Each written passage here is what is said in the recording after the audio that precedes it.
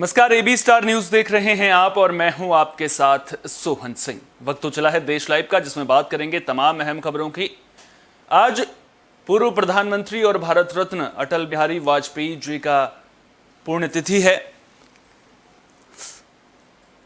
इस मौके पर देश स्वर्गीय अटल बिहारी वाजपेयी को याद कर रहा है। अटल समाधि स्थल पर राष्ट्रपति द्रौपदी मुर्मू, उपराष्ट्रपति जगदीप धनखड़ और प्रधानमंत्री नरेंद्र मोदी समेत कई नेताओं ने श्रद्धांजलि दी। समाधि स्थल सदैव अटल पर मोदी और राष्ट्रपति से लेकर सरकार के तमाम मंत्रियों ने श्रद्धा सुमन अर्पित किए। बता दें कि आज ही के दिन साल 2018 में अटल बिहारी वाजपेयी जी का निधन हो गया था। सरकार के कई मंत्री ट्विटर के जरिए दिवंगत पीएम वाजपेयी को श्रद्धांजलि दे रहे हैं। गृह मंत्री अमित शाह ने ट्विटर पर लिखा, श्रद्धेय अटल जी ने मां भारती के गौरव को पुनर्स्थापित करने के लिए अपने जीवन का प्रत्येक क्षण खपाया। उन्होंने भारतीय राजनीति में गरीब कल्याण और सुशासन के नए युग की शुरुआत की और साथ ही विश्व को भारत के साहस और शक्ति का भी एहसास कराया। आज उनकी पुण्यतिथि पर उन्हें नमन। रक्षा मंत्री राजनाथ सिंह ने लिखा, पूर्व प्रधानमंत्री श्रद्धेय अटल बिहारी वाजपेयी जी को पुण्यतिथि पर मैं उन्हें स्मरण करते हुए नमन करता हूं। देश को विकास और सुशासन का मंत्र देने वाले अटल जी का पूरा जीवन उनके व्यक्तित्व की गहराई और कृतित्व की ऊंचाई का प्रतिबिंब है। भारत की विकास यात्रा में उनका योगदान अविस्मरणीय है। अटल बिहारी वाजपेयी 3 बार भारत के प्रधानमंत्री रहे थे। वे बीजेपी के सह संस्थापक भी थे। वे भारत के पहले गैर कांग्रेसी प्रधानमंत्री थे जिन्होंने अपना कार्यकाल पूरा किया था। हालांकि एक बार वे मात्र 13 दिन और दूसरी बार 13 महीने के लिए पीएम बने थे। 27 मार्च 2015 को पूर्व पीएम अटल बिहारी वाजपेयी को भारत के सर्वोच्च नागरिक सम्मान भारत रत्न से सम्मानित किया गया था।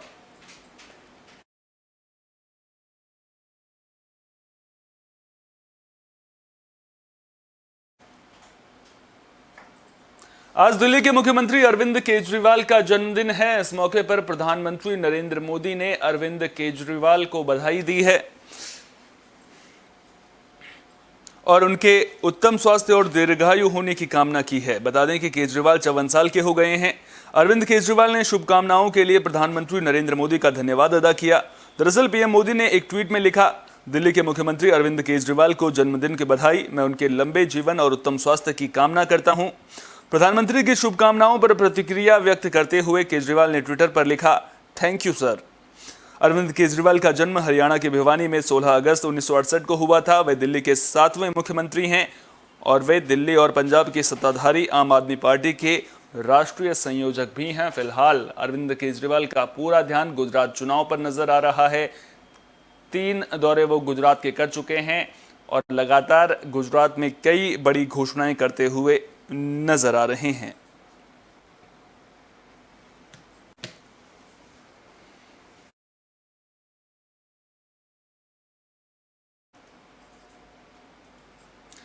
गुजरात में साल 2002 में गोधरा कांड के बाद बिल्किस बानो गैंगरेप का मामला सामने आया था। उनके परिवार के सदस्यों की हत्या भी कर दी गई थी। इस मामले में अब एक बड़ा अपडेट सामने आया है। तो गुजरात में गोधरा कांड के बाद साल 2002 में बिल्किस बानो गैंगरेप का मामला सामने आया था। उनके परिवार के 7 लोगों की हत्या कर दी गई थी। मामले में उम्र कैद की सजा काट रहे सभी 11 दोषी सोमवार को गोधरा उप कारागार से रिहा हो गए हैं। गुजरात सरकार ने अपनी क्षमा नीति के तहत सभी कैदियों को रिहा किया है। मुंबई में सीबीआई की विशेष अदालत ने 11 दोषियों को मामले में 21 जनवरी 2008 को आजीवन कारावास की सजा सुनाई थी। बाद में बंबई हाईकोर्ट ने उनकी दोष सिद्धि को बरकरार रखा। इन दोषियों ने 15 साल से अधिक कैद की सजा काट ली थी, जिसके बाद उनमें से एक दोषी ने समय से पहले रिहाई के लिए हाईकोर्ट का दरवाजा खटखटाया था। पंचमहल के कमिश्नर सुजल मायत्रा ने बताया कि हाईकोर्ट ने गुजरात सरकार से उसकी सजा माफ करने के अनुरोध पर गौर करने के निर्देश दिए थे, जिसके बाद सरकार ने एक समिति का गठन किया था। मायत्रा ही समिति के प्रमुख थे। मायत्रा ने कहा, कुछ महीने पहले गठित समिति ने सर्वसम्मति से मामले के सभी 11 दोषियों को क्षमा करने के पक्ष में निर्णय किया। राज्य सरकार को सिफारिश भेजी गई थी और अब उनकी रिहाई के आदेश मिले। उनकी रिहाई पर मानवाधिकार मामलों के अधिवक्ता शमशान पठान ने सोमवार की रात कहा कि बिल्किस बानो मामले से कम जघन्य और हल्के अपराध करने के जुर्म में बड़ी संख्या में लोग जेलों में बंद हैं और उन्हें कोई माफी नहीं मिल रही है। पठान ने कहा कि सरकार जब इस तरह के फैसले लेती है तो तंत्र से लोगों का भरोसा उठने लगता है।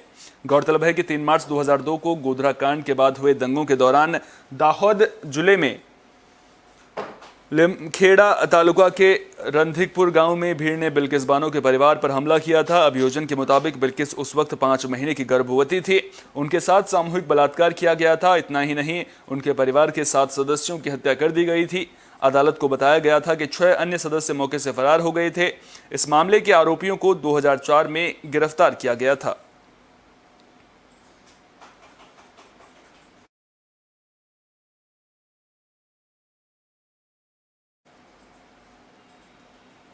भारत के फुटबॉल प्रेमियों और फुटबॉल खिलाड़ियों के लिए एक बुरी खबर सामने आ रही है। दरअसल फीफा ने ऑल इंडिया फुटबॉल फेडरेशन को निलंबित कर दिया है। यानी कि जो अंडर 17 फुटबॉल महिलाओं का वर्ल्ड कप भारत में होना था, उस पर भी अब तलवार लटकती हुई नजर आ रही है। तो international federation of association football यानी कि फीफा ने ऑल इंडिया फुटबॉल फेडरेशन को तुरंत प्रभाव से निलंबित कर दिया है। फीफा ने बताया कि नियमों के उल्लंघन की वजह से यह फैसला किया गया। फीफा ने थर्ड पार्टी के दखल की वजह से यह फैसला लिया। अहम बात यह है कि 16 अगस्त से कोलकाता में डूरंड कप की शुरुआत हो रही है। इसमें बेंगलोर एफसी की टीम जमशेदपुर एफसी से भिड़ने वाली है। फीफा ने AIFF को अगस्त महीने की शुरुआत में ही थर्ड पार्टी के हस्तक्षेप को लेकर सस्पेंशन की चेतावनी दी थी, लेकिन अब उसने बयान में बताया कि सभी की सहमति के बाद सस्पेंशन का फैसला लिया गया है। फीफा ने कहा, फीफा परिषद के ब्यूरो ने सर्वसम्मति से अखिल भारतीय फुटबॉल महासंघ को तीसरे पक्ष के अनुचित प्रभाव के कारण तत्काल प्रभाव से निलंबित करने का फैसला लिया है, जो फीफा के नियमों का गंभीर उल्लंघन है। फीफा ने सस्पेंशन हटाने को लेकर कहा, AIFF कार्यकारी समिति की शक्तियों को ग्रहण करने के लिए प्रशासकों की एक समिति गठित करने के आदेश के निरस्त होने और AIFF प्रशासन AIFF के दैनिक मामलों पर पूर्ण नियंत्रण हासिल करने के बाद निलंबन हटा लिया जाएगा। गौरतलब है कि हाल ही में भारतीय कप्तान सुनील छेत्री ने सस्पेंशन को लेकर बयान दिया था। उन्होंने अपने साथी खिलाड़ियों से फीफा की चेतावनी को गंभीरता से नहीं लेने की बात कही थी। मीडिया रिपोर्ट्स के मुताबिक छेत्री ने खिलाड़ियों से सिर्फ अपने खेल पर ध्यान देने की बात कही थी।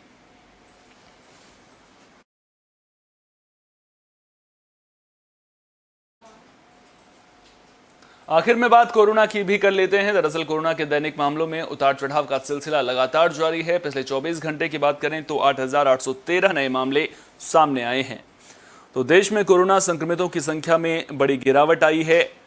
ये बड़ी राहत की खबर है। स्वास्थ्य मंत्रालय द्वारा जारी आंकड़ों के मुताबिक पिछले 24 घंटे में कोरोना के 8,813 नए मामले सामने आए हैं, जो कि कल की तुलना में 6,104 कम हैं। वहीं इस दौरान 29 मरीजों की जान चली गई। बता दें कि कल के आंकड़ों में 14,917 मामले सामने आए थे और 32 मरीजों की मौत हुई थी। देश में सक्रिय मरीजों की संख्या 1,11,252 हो गई है, जो कि कल की तुलना में 6,256 कम है। महामारी की शुरुआत से लेकर अब तक कुल 5,27,098 लोगों की मौत हुई है। बात दिल्ली की करें तो दिल्ली में बीते 24 घंटे में कोरोना के 1,227 मामले सामने आए हैं और 8 लोगों की मौत हो गई है। राजधानी में अब कोरोना के कुल 7,519 सक्रिय मामले हैं। दिल्ली सरकार के हेल्थ बुलेटिन के मुताबिक वर्तमान में कोरोना संक्रमण दर 14.57% हो गई है। 2,130 लोग ठीक भी हुए हैं।